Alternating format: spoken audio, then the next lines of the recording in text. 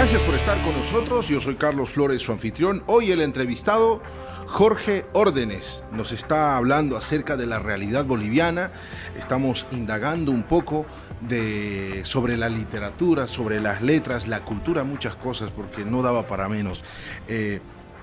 Señor Órdenes, urge reinventar Bolivia. Una frase un poquito fuerte, ¿no? Sí. ¿Qué año creó este libro? Bueno, este libro es un compendio de monografías, de ensayos y de artículos, varios publicados ya, pero claro, te piden copias, y yo ya me cansé de mandar por correo electrónico o copias físicas. Entonces dije, lo incluyo en este libro, y tengo algunos ensayos que no se han publicado, sobre todo literarios.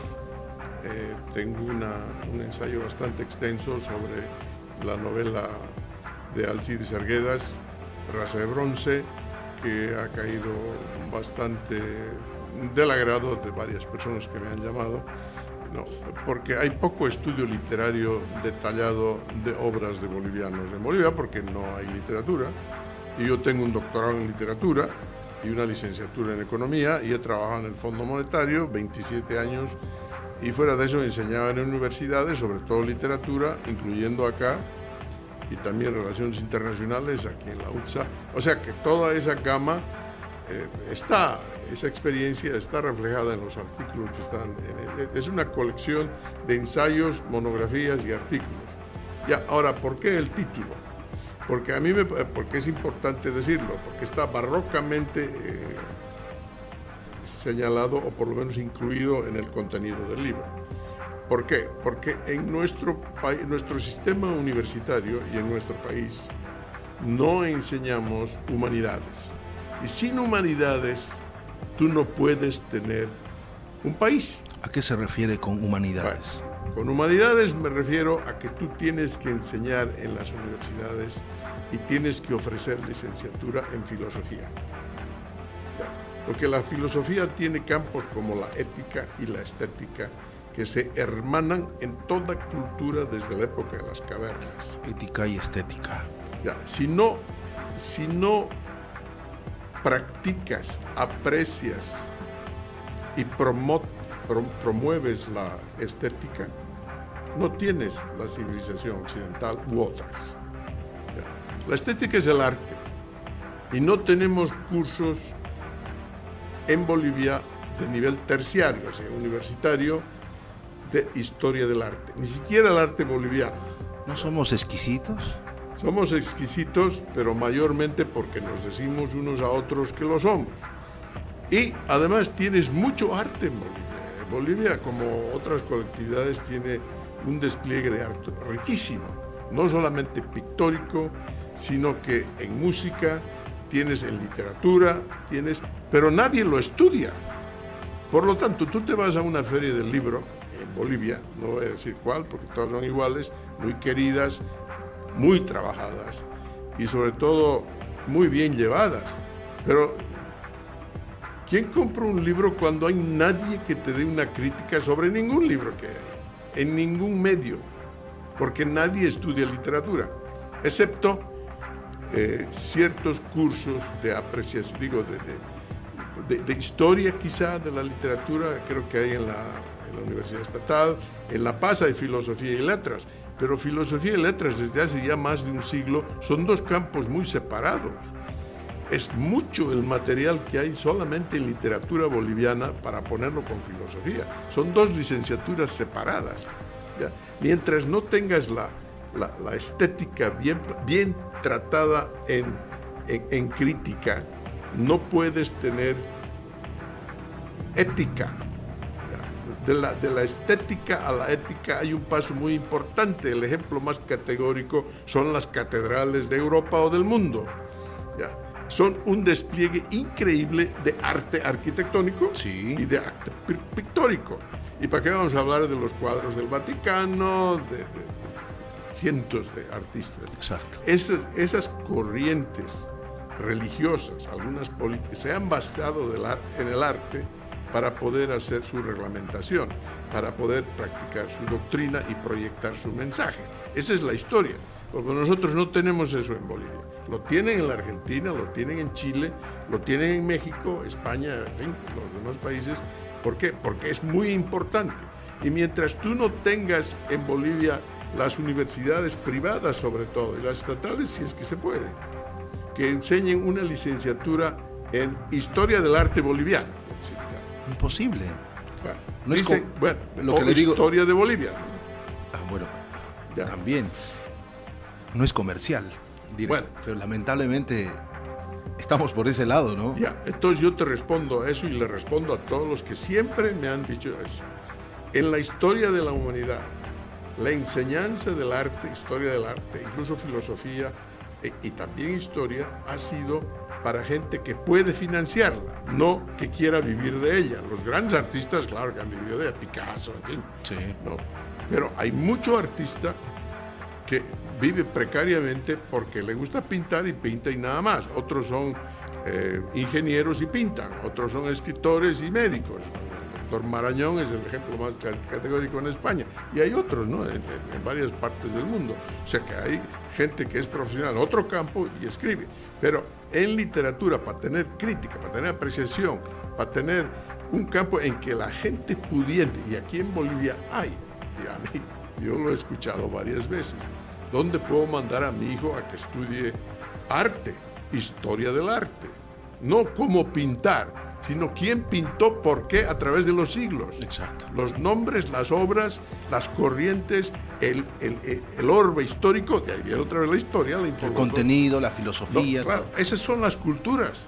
Por eso es que en Bolivia nuestra cultura es más pictórica y de movimiento, como los bailes, las entradas, los carnavales, todo eso, y la apreciamos todo. Pero ¿quién tiene un libro sobre la historia de los carnavales en Santa Cruz? Bueno, debe haber, pero yo no lo conozco, ni tampoco se enseña en ninguna universidad.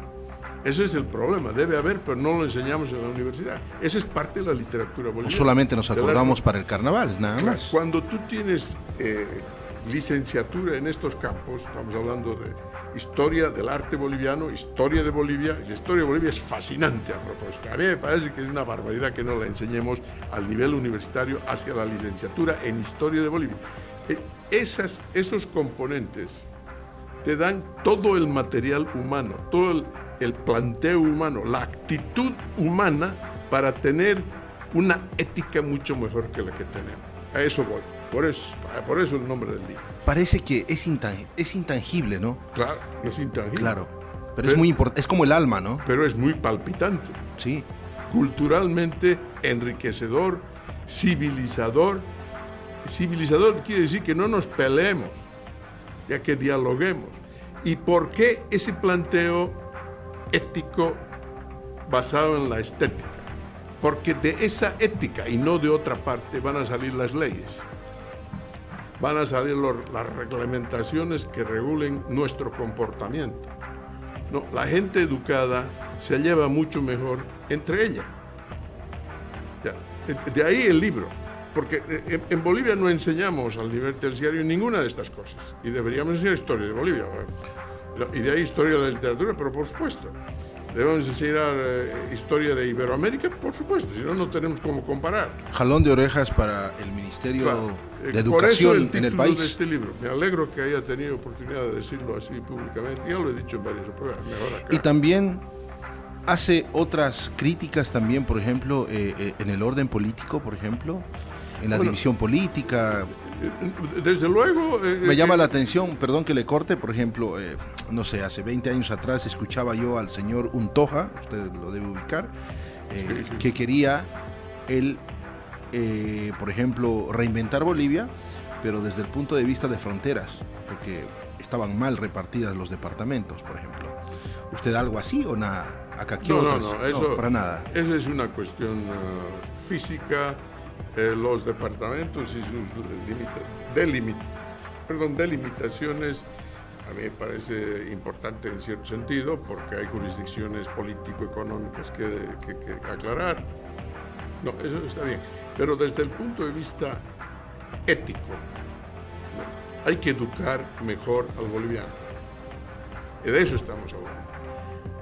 Porque la gran corrupción que existe no solo en Bolivia, sino en muchas partes, Ucrania y qué sé yo. Pero ganamos nosotros. La única forma de combatir eso es con educación, y nos van a tardar 10 años, empezando hoy día. Otros países ya han pasado este proceso, Bueno, ¿no? Han pasado, tienen otros problemas. Estados Unidos tiene problemas muy graves con una falta de educación. Yo creo que la mitad o más del país es relativamente necesitado de información en varias áreas. Por ejemplo, que todo el mundo tenga derecho a tener armas, comprar armas, a mí me parece una falta de educación. Hablando, a mí me parece, en mi opinión. Y algunas otras cosas. Por ejemplo, la discriminación que tienen contra ciertos grupos étnicos que todavía existe en Estados Unidos, se combate, se habla de ello, pero eso también es falta de educación. Y varias cosas, o sea que no hay modelo realmente que digan Suiza, ¿no? Yo tampoco. Las mujeres hasta hace poco en Suiza, en varios cantones no podían votar, ¿no? En fin, Alemania, bueno, que Alemania recién ahora van a pasar si pasa, un salario mínimo para la economía alemana, ¿no? O sea que, claro que ellos son bastante ecuánimes en cuanto al trato de en una mesa se sientan los alemanes. ¿Quiénes están en la mesa? Está el Poder Ejecutivo, está la empresa y están los sindicatos. Y todos son economistas, saben. Entonces, ¿cómo no se van a poder? ¿Cuál es el secreto de estos tipos? Son todos educados. Claro. Lo mismo pasa en Suecia, hablando de países, a Finlandia, Francia sí, excepto que Francia tiene grandes problemas con gente que simplemente ha llegado a los últimos 30, 40 años y quiere imponerse desde el punto de vista de hablar poco francés, practicar sus religiones. Entonces, hay problemas más con la apertura de algunos países europeos, por ejemplo Holanda, por ejemplo Francia, por ejemplo España. Es cosas que hay que asimilar, hay que educar. Por ejemplo, Alemania tiene mucho musulmán, hablando de este ejemplo, ¿no? También Francia, ¿no?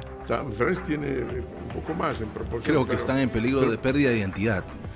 Bueno, pero imagínate, bueno, quizás no en peligro, pero hay un problema, ¿no? ¿Por qué los alemanes no tienen el problema este de musulmán agresivo y demandante y todo eso? Porque han hecho lo que estamos hablando aquí, Carlos. Han educado a los turcos que han llegado hace 40, 50 años. Ahora son alemanes. Y respetan, están educados. Si tú educas a la gente, ya puedes venir de donde sea. Nosotros hemos venido de Europa, la mayoría de nosotros. Ese choque ese choque lo tenemos a diario, sí, dentro de Bolivia. Sí, claro. Gente que viene al interior, al oriente boliviano, gente del oriente que va a otro lado, del valle. Sí, sí. Entre los bolivianos a veces no nos queremos, ¿no? Claro, pero tú me hiciste la pregunta de la política. La política en Bolivia, desgraciadamente, es producto de poca educación. No puede ser de otra manera. Si tú tienes una educación limitada, confundida y, por último, en conflicto, no, el Camba, el Colla... Limitada. Claro. Confundida, caramba. Qué dura crítica a los políticos. No, entonces, y el político en última instancia es producto de los políticos anteriores. Alguien tiene que poner la pica en Flandes y decir, aquí debemos hablar menos de estatizaciones y por último de ciertas políticas que quizás sean muy deseables para los regionalistas, nacionalistas, pero son a la larga simplemente complican el problema y no estás solucionando de raíz y es educación. Luego de la pausa, señor Jorge, quisiera por favor que me responda si el gobierno actual en función es el peor de los gobiernos, y seguramente vamos a tocar algunos temas económicos que a usted le encanta hablar, ¿le parece? Muy bien. Estamos hoy con Jorge Órdenes, ya volvemos, es el entrevistado.